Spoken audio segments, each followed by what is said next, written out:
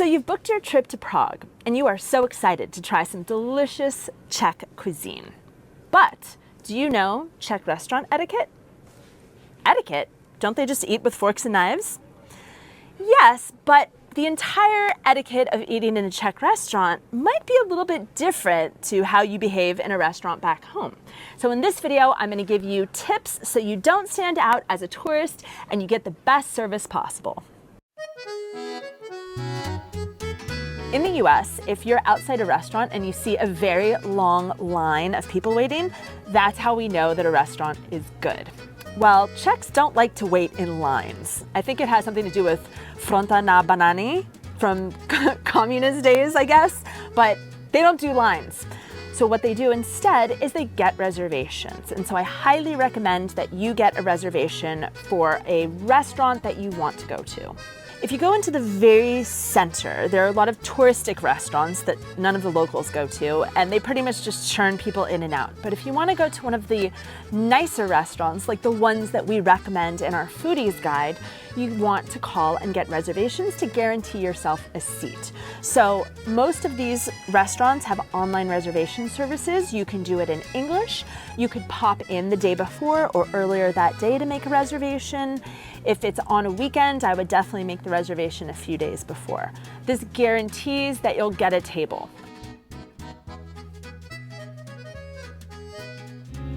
When you come to visit Prague, you're going to be using your devices for more than just reserving restaurants. You might need to log on to private work email, to your bank account to check a suspicious payment.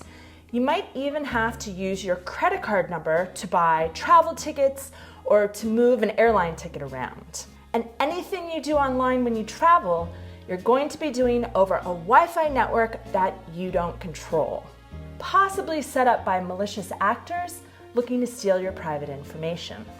That's why you should definitely use NordVPN on all your devices. With one account, I can use it on my phone, my tablet, my laptop, up to 6 devices. NordVPN acts as a shield between your device and anyone trying to access the private information you put out over the internet. And it allows you to connect to the internet from anywhere in the world. So for example, when I want to jump on an American website that I don't have access to when I'm traveling abroad, I just hit Quick Connect and NordVPN connects me through an IP address in the United States. Right now, NordVPN is offering a Black Friday deal for Dream Prague viewers. Go to the link in the description box below to get an exclusive discount plus 4 months extra on the 2-year plan. It's risk-free with NordVPN's 30-day money-back guarantee.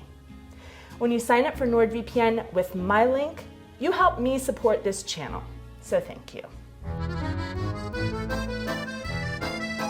So here is the conflict between the American customer and the Czech server.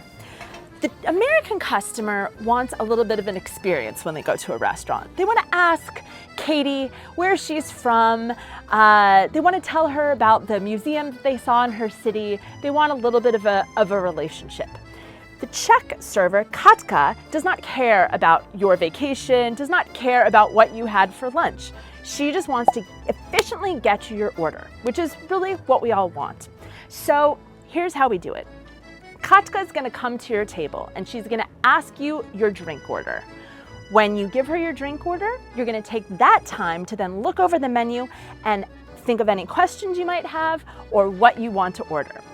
Oftentimes when we have Americans come to visit, Katka will return with the drinks and the Americans will just at that very moment look at their menu, which is kind of how we do it in America. We take our time. But Katka has a lot of tables to serve, so she will be happy if you already know what you want to order. There's absolutely nothing wrong with asking Katka questions about her recommendations, but sort of be cognizant of how much time she's spending at your table and try to be as efficient with your order as possible. Then Katka will give you great service.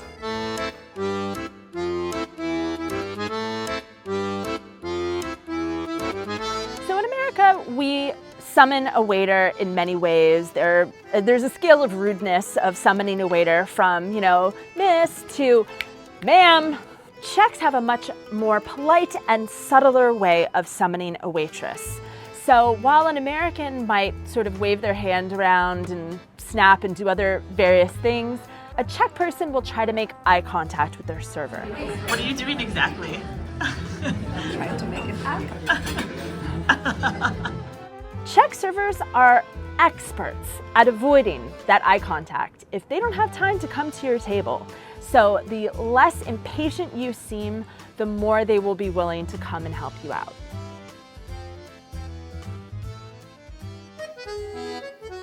In the US, we are so used to getting certain things at the table for free. Refillable, large glasses of ice water, big baskets of bread, tortilla chips, and even free condiments. This does not happen in the Czech Republic. Even ketchup you have to pay for, but it's usually a delicious homemade ketchup with a few different varieties to choose from. So if a waiter brings over a basket of bread, if you don't want to pay for it, then just tell them you're not interested. If you go to one of these restaurants in the center that have pretzels hanging from a wooden pole, those are for you, but if you choose one, they will make you pay for it. Free refills do not exist in this country. Perhaps a carafe of water might be refilled for free, but sometimes in some restaurants, they're gonna charge you for it. So don't expect any ice in your cold drinks and don't expect a free refill. I don't know how many Americans actually do this. We were raised in a house to do this, but I noticed that a lot of Americans don't. So when you finish your meal, Czechs know to put your fork and your knife together on the empty plate or even a plate with food on it, and that's how the server knows that you're finished. So if you're waiting for your server to take your food away, but your fork and your knife are crossed, they're never gonna take it away. So little trick to get better service. Now, of course, if you drink beer, this is the best place in the world to drink some. But there are many other beverages on the menus. There's Moravian wine, there's hard liquor like Ruszkovice and Ruszkovice, what about Slivovice? How can I forget what that is? And if you don't drink alcohol, there are so many more options than just a soda bar in a restaurant.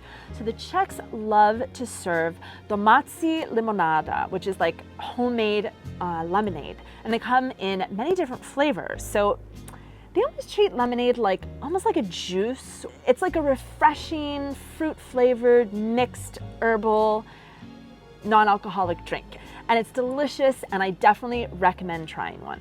Oh, and also if you're here during the winter, there's Svařák, which is hot wine. This is not something that I even knew existed growing up in a hot climate like California, but you can order hot wine in restaurants, and you can also order it at stands, Christmas stands around the city.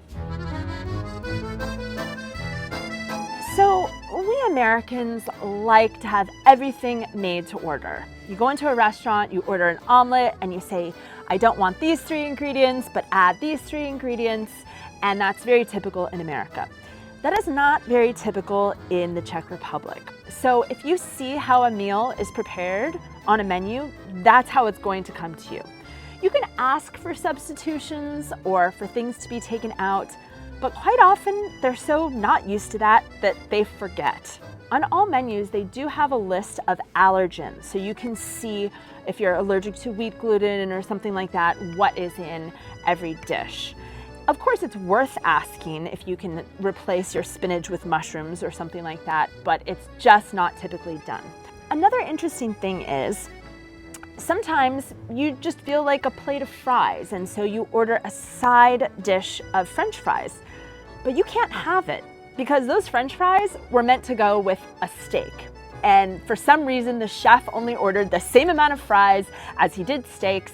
And if you eat the fries, someone's gonna get a steak without fries, and that is unacceptable.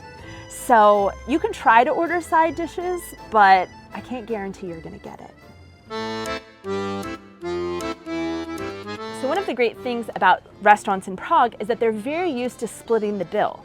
This is great, you don't have to transfer money to your friends or whoever you ate with. So if you want to pay together, you can pay at the table. You will tell the waitress that you will pay by card or by cash. If you pay by card, she will bring the credit card machine to your table and she will never take it out of your sight. If you are paying separately, she will ask you to come to the register, and at the register, she can identify the items that each person had. From this, she will determine who will pay what. Tipping in the Czech Republic is a little bit different. So common in Prague is to tip 10%. Or if the bill is under 250 crowns, that's like $10, $11, you would just round up to the nearest 50 crowns. But after you pay for the bill with your credit card, there's no credit slip for you to add in the tip. So what you do is you tell them the tip before you pay. So let's say the waitress comes over to my table and says, that bill is 500 crowns. And I would say, oh, 550 please. And then she will ring my credit card for 550. So she knows that that 50 is included in the tip. And it's the same with paying cash. If your bill is 450 crowns, you would just give them 5 and just tell them to keep the change. I hope you have some delicious meals here in Prague, and I hope that these tips help you have a great dining experience. Uvidíme se příště. Ahoj!